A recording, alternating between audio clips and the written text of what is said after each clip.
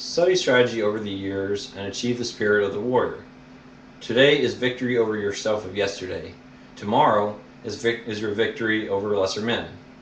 These are some great words of wisdom from a famous samurai named Miyamoto Musashi.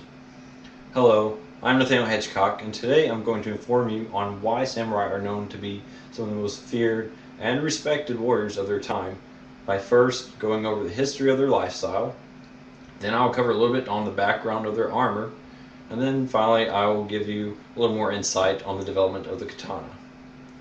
The first area I want to cover with you today is on the history of the samurai and the lifestyle they led.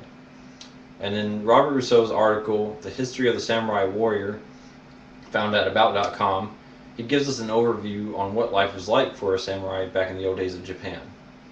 He tells us that in 646 AD, the Taka reform, which was created by Emperor Tenji, introduced aristocracy into the society of Japan by implementing heavier taxes, which left many people struggling to survive, while others became wealthier.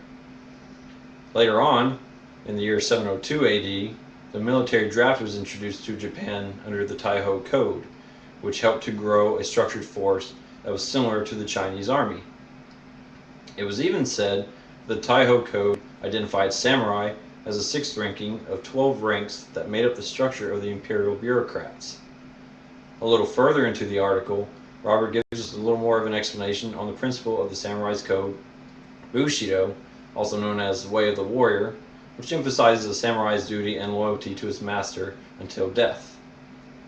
Now he even goes and tells us that Buddhism and Zen were likely contributors to the samurai's beliefs that they would experience reincarnation.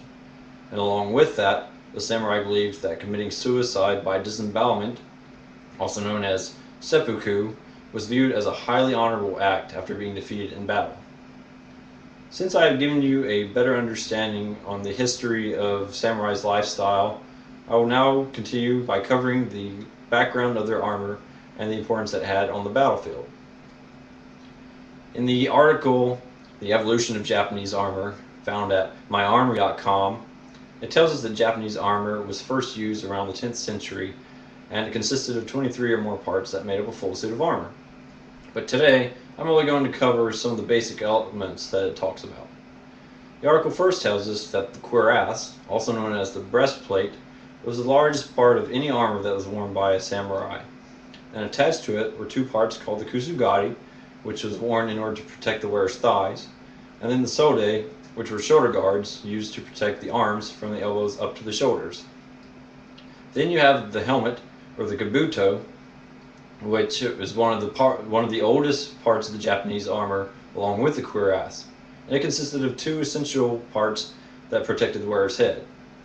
And then the face mask, or men yoroi, was meant to protect the wearer's face, but many samurai went into battle without it, mainly because they wanted the enemy to see their face as they killed them.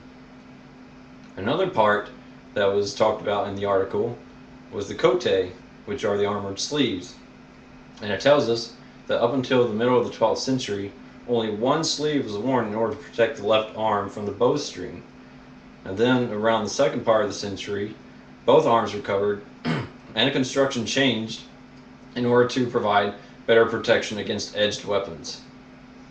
The next armor pieces mentioned were the greaves, which were worn in order to protect the wearer's legs.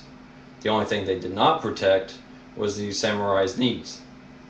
And finally, the cuirass, also known as the haidate, was developed around the 13th century and was also created in order to protect the wearer's thighs. But, like the face mask, samurai warriors rarely wore those in battle.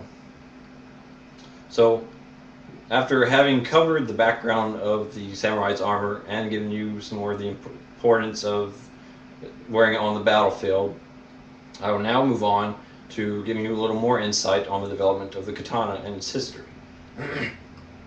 The katana is known to be one of the sharpest swords ever made, and in the article History of the Katana, found at twoclickswords.com, it tells us that the history of the katana can be traced back past the 8th century, when fighting had changed from being on foot to fighting on horseback. Originally, swords had been created with straight blades, but it was soon discovered that these swords were proving to be very inefficient when it came to fighting on horseback. So the Japanese developed a new type of sword that implemented a curved blade. From the year 1392 to 1537, during the Muromachi period, katana swords were worn with their sharp edge facing upwards, and because of this method, a samurai could easily slash his enemy with one swing just from pulling his sword out of the scabbard. The article also tells us that only samurai were allowed to carry a katana on their person, and if any lower class soldier was caught carrying one, they were killed right there on the spot. One other thing that we learned from the article is that samurai carried two shorter blades, one called the wakizashi, which was used for stabbing an enemy at close range, and the other was the tanto knife, which was used for the suicide ritual seppuku. So now that I have given you a little more insight on the development of the katana and its meaning to a samurai, let's briefly go back over everything that I have covered today.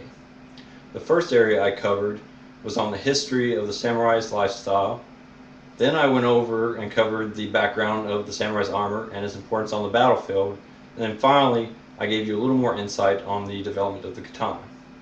So just for some words of advice, if you happen to come across a samurai, which I highly doubt, I would definitely suggest that you try not to challenge them, because you'll more than likely lose that fight.